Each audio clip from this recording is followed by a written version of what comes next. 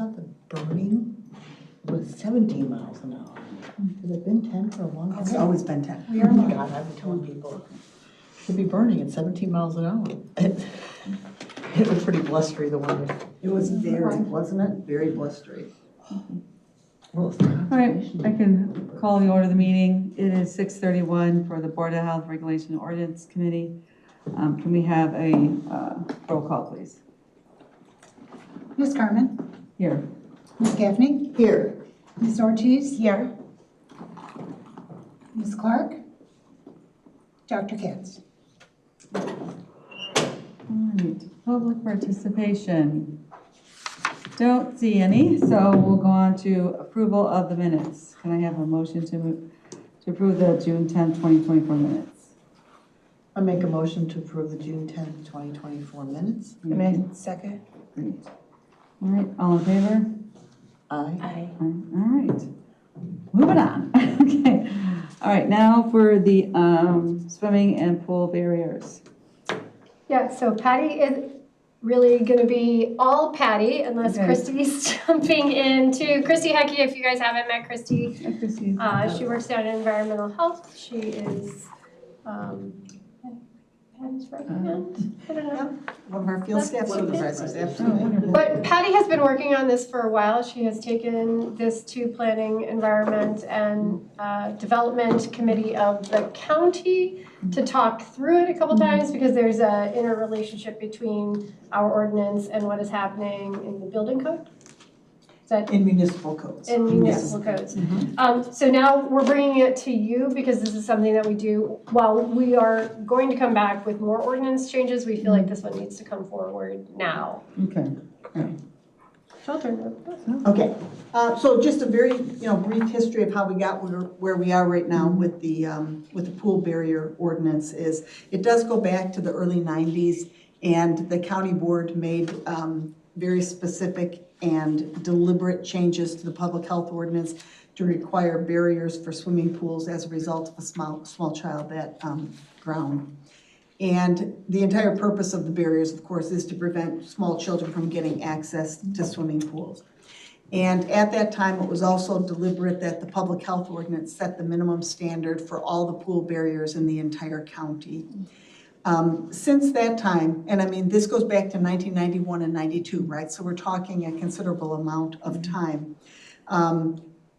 When it went into place, all of the municipalities, we did talk to all of them, and not too infrequently, and all of them had ordinances that met our minimum standards. What we have learned in the past couple of years is that municipalities, probably close to a half of the municipalities in the county have adopted some version of the International Building Code. The International Building Code allows for pool covers that meet a standard, so they have to meet a standard to be used in lieu of a barrier. So the health ordinance currently requires a barrier of a certain height with certain dimensions intended to keep little kids out and keep little kids from climbing, and also requires self-closing, gates with latches at a certain height, etc. So the health ordinance specifically excludes pool covers from being used in lieu of the barrier. So we certainly don't argue that the pool covers do meet a standard and that from a building perspective, they certainly are going to work. When they're in place, they're going to work. So the county's ordinance for unincorporated pool barriers is very similar to ours. They do not allow the pool covers. But right now what we have is half of the municipalities approximately are allowing it. And so what we're proposing to do is make a change to the health ordinance to put the responsibility for the pool barriers within municipal limits back to the municipalities. And what that would mean would be that any moving forward, they are issuing the permits and everything, they do that. But it would also capture about 23 pools that we currently have in the cycle that we follow. So in the health department, what we have the pools that were granted a variance or an exemption based on certain standards back in the early 90s.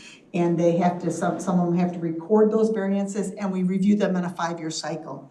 So, and we started out probably with well over 300 pools, and we're down to 109 in total. So it's a number that's continuing to cycle down as pools are removed or barriers put up or a pool is replaced, in which case they have to meet the standards.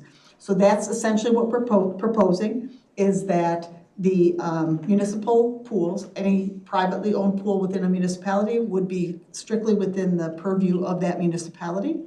Any of the unincorporated pools that do not meet the exemptions that were granted in the early 90s based on the ordinance put in place, those would have to meet the standards that planning and development has, and the health department would just be working with those pools that were granted those variances as long as they continue to meet those standards and monitor those on that 5-year cycle. So that's actually what we're proposing to do in a nutshell. So where does it, I read through it a couple of times, but where does it show that you're transferring the? Sure. So it should be redlined here. Oh, maybe that's what it's not in red here. So it's on page 6. Yep. And it's under the paragraph is 2. So it talks. 2A and B. Yeah, Okay, 2A got it. and B. That's where it would actually fall. And I did meet with, as Melissa said, I met with the Planning, Environment, and Development Committee of the County Board just to discuss it. I met with Adam Wallen, who's the Director of Planning and Development. He's on board with this, and he feels that they'll take over any pools if they no longer are compliant with the standards that were put in place, and those will be taken in. If we were to go ahead with this, when it's put into place, we'll reach out to the municipalities.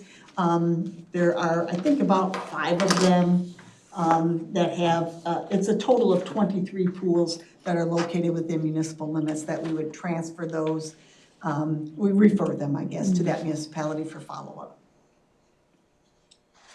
Is the definitions for residential and municipality in the overall thing? Yeah, so I didn't bring that one with me, so definitions would be in Article 1. Okay. Yeah, where all the definitions are. Right. Definitely a swimming pool is defined there. Are you asking if municipal? I'm asking Do we if define it says, residential? because did we define residential? Only because we're transferring it to residential. If it's a residential, what does that mean, Right, so we can do that, or I can refer to it. Is it in Article 1? We have residential and residential property. Residential is defined as, means that which is situated on the premises of a detached 1 or 2 family dwelling or a 1-family townhouse not more than 3 stories in height. Residential property means a single-family home intended for occupation as living quarters that is not used to conduct any business that generates wastewater or domestic sewage. Correct. Thank you. And what's the urgency of what makes this time sensitive? It's summer. As we're entering the pool season, it's the conflict between the 2 ordinances, right? And since we are aware that there is a conflict, we want to address it. So we did reach out to every municipality. We did meet with them a couple times. One was a planning group, and I forget which other group it was. It might have been the city administrators, I think, or city managers.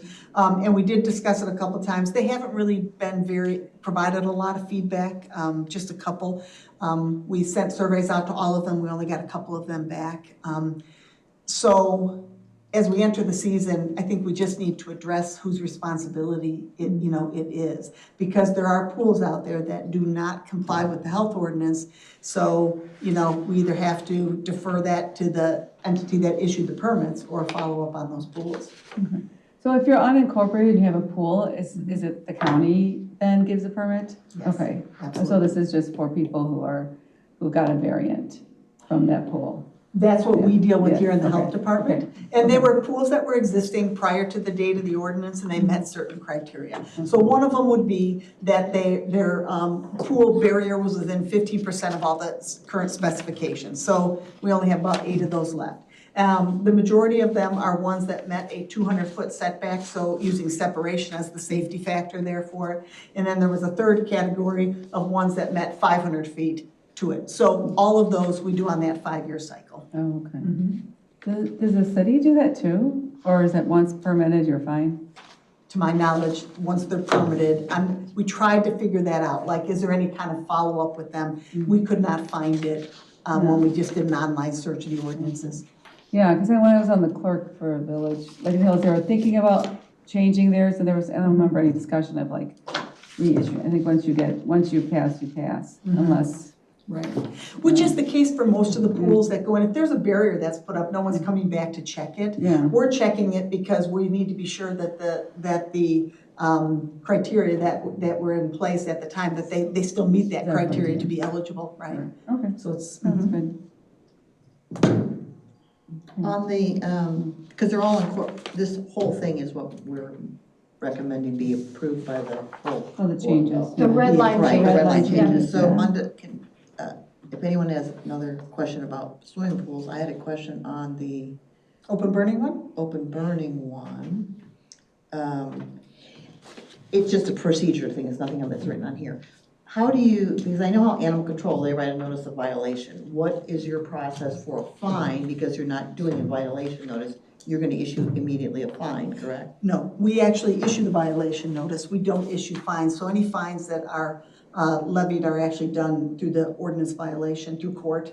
So it's done by the judge. So if we send out a notice of violation, if the corrections are made, that's fine. When we get to OV court, then typically a fine, if they're found guilty of it, or if they make a guilty plea, then they would typically be a fine issued. And these would be the parameters for it. Okay.